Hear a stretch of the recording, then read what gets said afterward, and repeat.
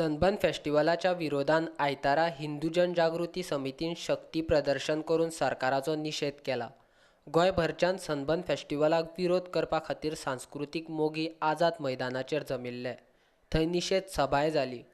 सरकाराच्या पर्यटन खात्यान गोंयांत पर्यटन थळाचेर सोरो पिवपा खातीर बंदी घालपा खातीर कायदो हाडला, ताचें स्वागत केलें। मात सरकारान सनबर्न फेस्टिवलाक परवानगी दिवन गोंयकारांचेर अन्याय केला, अशें गोविंद चोडणकार उलयलो। गोव्यात आम्ही खंयसरूच सार्वजनिक ठिकाणी किंवा समुद्र किनारी उगड्याचेर आम्ही मद्यप्राशन करपाक कोणाकूच परवानगी दिवपाचे ना, ताचेर बंदी आम्ही घालतले असो तांच्यांनी निर्णय घेतलो। खरोखरच अभिनंदनीय असो निर्णय आसा।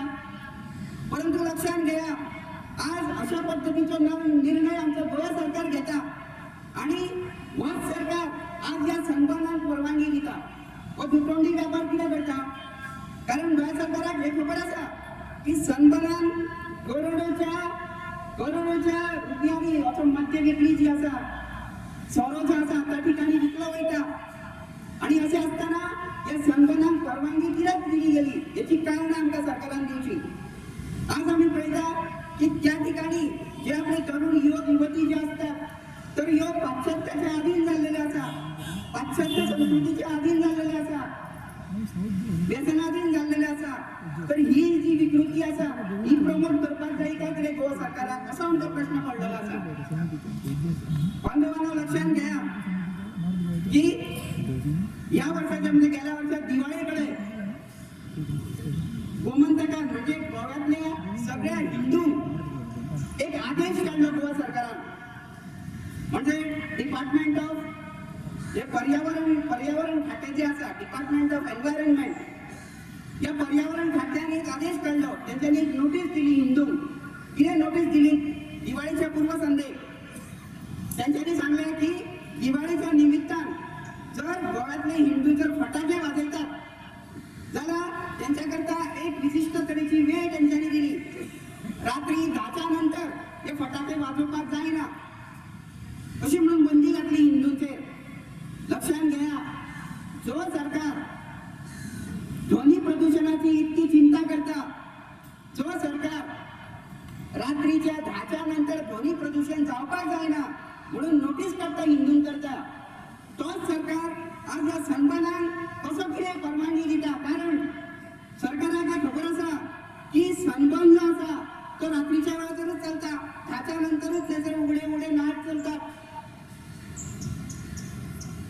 हो सगळो जो व्यवहार जो आसा सरकारचो वो आमच्या मनात प्रश्नचिन्ह निर्माण करणारो आसा। आणि म्हणून कोणी जर आमकां जर विचारले की सनबर्नाक तुम्ही विरोध कित्याक करता, तर ही सगळी कारणां आसा। सनबर्न फेस्टिवलाक परवानगी दिवन गोंयच्या तरणाट्यांक वायट संवय लावपाचो सरकारान प्रयत्न केला, अशें हेर वक्ते उलयले। ह्याचा जो परिणाम आहे त्या कोवळ्या मुलांवरती म्हणजे बाल मनावरती किती होत असेल हाही आपण भाग विचार करायला पाहिजे। आपण जर त्यांना योग्य दिशा दिली नाही तर मग त्यांना दिशा देणारे कोण आहेत?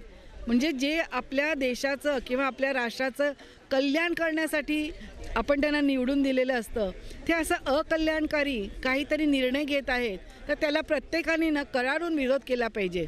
आमची एवढीच मागणी आहे की हे सगळं करत असताना ना कुठल्याही गैरप्रकाराला खतपाणी घालणारा कुठलाच कार्यक्रम गोव्यातच नाही तर भारतामध्ये कुठेही त्याला परवानगी मिळू नये, हीच आमची मागणी असणार आहे। 23 आणि 24 फेब्रुवारीला जो काय वाघातर बीच या ठिकाणी EDM महोत्सव घेण्यात येणार आहे, तर हा EDM महोत्सव पूर्णतः संस्कृती द्रोही करणारा आहे, संस्कृती द्रोह करणारा आहे, संस्कृती नष्ट करणारा आहे, संस्कृती भ्रष्ट करणारा आहे।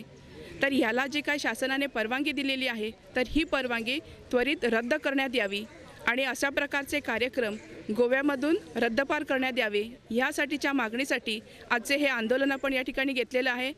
आयोजकाकडून सांगण्यात आलं की या ठिकाणी कुठल्याही प्रकारचे अंमली पदार्थाचे व्यवहार होणार नाही। मात्र ह्यापूर्वी आपण बघितलं की जर हे महोत्सव जेव्हा झाले तर ह्या महोत्सवामध्ये अनेक गैरप्रकार झालेले आहेत।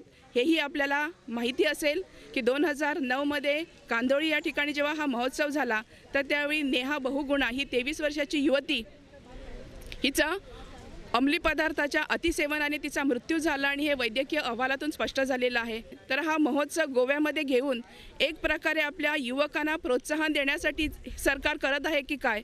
कारण एका बाजूने युवक युवती या अशा प्रकारच्या महोत्सवातून वाम मार्गाकडे जात आहेत, वाईट मार्गाकडे जात आहे, व्यसनाधीन होत आहे, अंमली पदार्थाचं सेवन करत आहेत, धूम्रपान करत आहेत, मद्यपान करत आहेत आणि हे एवढं सगळं ह्या युवा वर्गाला भरकटण्याची ही दिशा आहे. अनेकाचे कुटुंब उद्ध्वस्त झालेले आहेत. तेव्हा अशा प्रकारचा हा महोत्सव फक्त आपल्या गोव्यातच नव्हे तर पूर्ण भारतातून रद्द करण्यात यावा.